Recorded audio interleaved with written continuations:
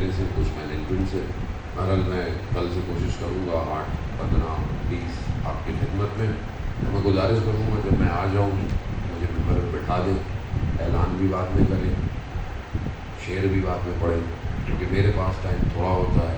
پھر آپ لوگ ناراض ہوں گے کہ مولانا صاحب ٹائم نہیں دیتے. آپ جتنا میں آ جاؤں تو مجھے ہی ٹائم دیں, کوشش کریں. باقی زندگی آپ کی بھی عبادت قبول, آپ کی بھی ساری چیزیں قبول. شعر اشعار سب آپ پہلے پڑھ لیں, خدا انشاءاللہ قبول فرمائے. مجھے کوئی اعتراض نہیں بیٹھنے میں, مجھے یہ ہوتا ہے کہ مجھے کہیں اور بھی جانا ہے. تو ظاہر ہے ٹائم مینجمنٹ امیر المومنین کے ماننے والوں کی سب سے زیادہ امپورٹنٹ ہے. اور جہاں میری غلطی ہوتی ہے میں عذر خواہی بھی کرتا ہوں اور معذرت بھی کرتا ہوں. اور بہرحال یہ انسان کو چاہیے کہ جس کا ظہور کا انتظار کر رہا ہے اس کی پہلی شرط منظم ہونا ہے. پہلی شرط منظم ہونا ہے. جمعے کا دن ہے, بہت وقت نہیں ہے, میں اسی سلسلے میں گفتگو کروں گا. جمعے کا دن متوقع ظہور کا دن ہے اور دن گزر گیا, تقریباً گزر گیا, تھوڑا رہ گیا.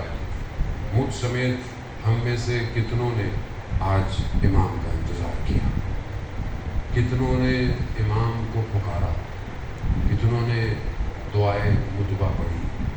عزیزان محترم, جو دن مخصوص امام کے لیے ہے اگر ہم اس دن بھی امام کو یاد نہ کریں تو پھر باقی دنوں میں تو ہمارے پاس ویسے ٹائم نہیں ہے, سب مصروف ہے, ظاہر ہے کوئی نہ کوئی ایکٹیویٹی ہے. تو یہی چیز کو سمجھانے سید الشہداء کربلا آئے تھے کہ امام ہی کائنات کو چلاتا ہے اور امام کائنات کو اس کے مقصد تک لے کے جا سکتا ہے. اگر امام کو تنہا چھوڑ دیا جائے امام کی امامت پہ کوئی فرق نہیں آئے گا. جو لوگ ہیں وہ نقصان میں ہوں گے. آپ کے سامنے کتنے لوگ امام کے ساتھ تھے کربلا, کتنوں نے امام کو چھوڑ دیا. جنہوں نے چھوڑ دیا آپ سب ان پہ لعنتیں بھیجتے. تو یا تو ہم بھی تاریخ کا وہ حصہ بن جائیں کہ خدا نہ خواستہ کہیں ہم پر بھی لعنتیں نہ ہوں. اپنے حصے کی ڈیوٹی دیں, نوکری دیں. حالات آپ کے سامنے ہیں. ابھی اگر کسی کو دنیا کے حالات کا نہیں پتا تو وہ بالکل کبوتر کی طرح اپنے آپ کو مٹی میں ڈال کے بیٹھا ہوا ہے کہ بلی اس کو نہیں کھائے گی. کھائے گی. اگر آپ سمجھتے ہیں کہ مجھے کچھ نہیں ہوگا, ایسا کچھ نہیں ہے. جب ہے باطل اپنی پوری طاقت کے ساتھ حق کے مقابلے میں آیا ہوا ہے, پوری طاقت. کیوں؟ کیونکہ باطل جانتا ہے کہ ان کا ایک زندہ ہے, جانتا ہے. وہ اس لیے متحد ہوا ہے, وہ متحد ہے. کیوں؟ کیونکہ اسے پتا ہے کہ آنے والا آئے گا. ہم سے زیادہ وہ اللہ کی بات پہ یقین رکھتا ہے, ہم سے زیادہ رکھتا ہے. مگر فرعون نہیں جانتا تھا. فرعون اپنے آپ کو کیا کہتا ہے؟ انا ربکم الاعلی, میں بہترین, تم سب سے بڑا, میں سب کچھ ہوں. مگر جب اسے خبر دی گئی ایک بچہ پیدا ہوگا اور وہ تمہاری حکومت کو ختم کر دے گا, کیا فرعون نے اس بات کا انکار کیا؟ نہیں. کیا کیا اس نے؟ جتنے بچے تھے سب کو مار ڈالا. جو ماؤں کے پیٹ میں تھے ان کو بھی ختم. کوئی پیدائش نہ ہو. جاسوس اتنے تھے, مخبر اتنے زیادہ تھے. یہ آج کا دور نہیں, آج کا دور آئی ٹی کا دور ہے. آج انفارمیشن اے آئی کے ذریعے سے لیک ہوتی ہے. کل انفارمیشن کسی اور طریقے سے لیک ہوتی تھی. اس نے اپنے بندوں کو چھوڑا ہوا کہ کوئی کہیں پر پرورش نہ ہو تو پتہ چل جائے. لیکن اسی دیکھیں قرآن یہی بتا رہا ہے کہ دشمن حقانیت کو مانتا ہے, مدد اس کے وجود میں جو مشکل ہوتی ہے وہ اس کو اس کے مقابلے میں لاتی ہے.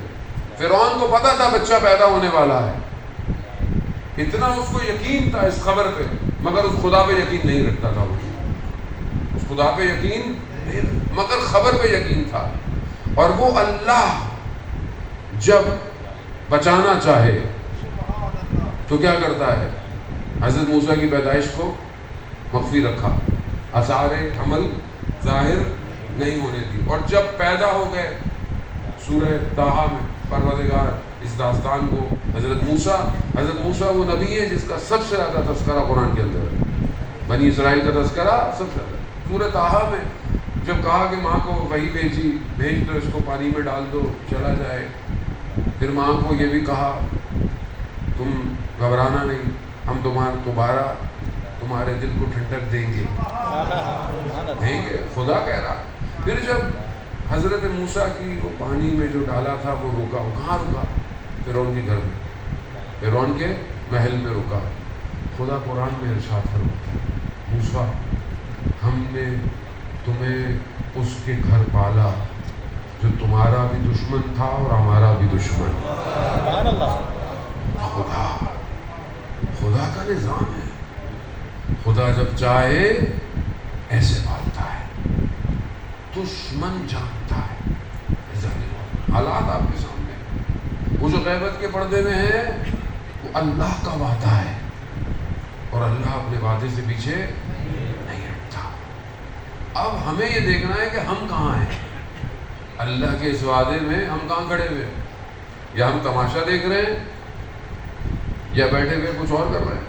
تو مولانا کیوں کوفہ کا ذکر بار بار ہے، کیوں کربلا کا ذکر بار بار ہے؟ کیوں؟ کیونکہ انہوں نے 12 سے 18,000 خط لکھے، بلایا کہ آؤ۔ جب امام نے اپنے نمائندے کو بھیجا تو انہوں نے کیا کیا؟ دن میں ہزاروں کی تعداد میں جناب مسلم کے ہاتھ میں بیعت کی، اور مغرب کی نماز حضرت مسلم نے اکیلے پڑھی۔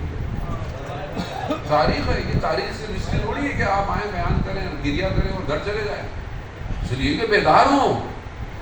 زمانے کا حسین آپ کا انتظار کر رہا ہے، زمانے کی کربلا قائم ہوئی بھی ہے، برپا ہوئی بھی ہے، فلسطین میں کٹ رہے ہیں لوگ، مر رہے ہیں، اور ہم سے پانی نہیں چھوٹتے بال برینڈ کے، ہم کیا کریں؟ ہم تو ویسی بھی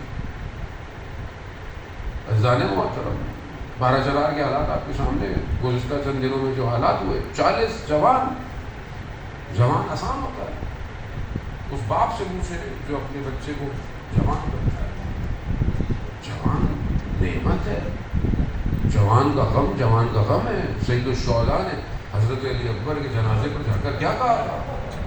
وائے ہو ایسی زندگی پر علی اکبر تمہارے باپ، جوان ایسے بلند کرے اور آپ جوان، شہادت سعادت ہے، شہادت سے کوئی خوف نہیں ہے۔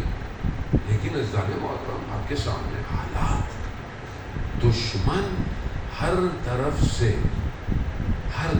اٹیک، باطن ظاہر، اور جو عام جوان ہے معاشرے کے، ان کے نفسوں کو خرید رہا ہے، ان کے ذہنوں کو کنٹرول کر رہا ہے۔ ایسے میں کتنی طاقت چاہیے، کتنا برین چاہیے انسان کو کہ انسان امام تک پہنچے۔ آسان نہیں ہے، آسان ہوتا تو کربلا میں بہت لوگ پہنچ جاتے، آسان نہیں تھا، خون جگر کی قربانی دینی پڑتی ہے۔ عزیزان محترم ہم امام کے لیے کیا کر رہے ہیں؟ یہ ہم سب کا اپنے ایک دوسرے سے سوال ہے۔ آنے والا کس سچویشن میں آئے گا؟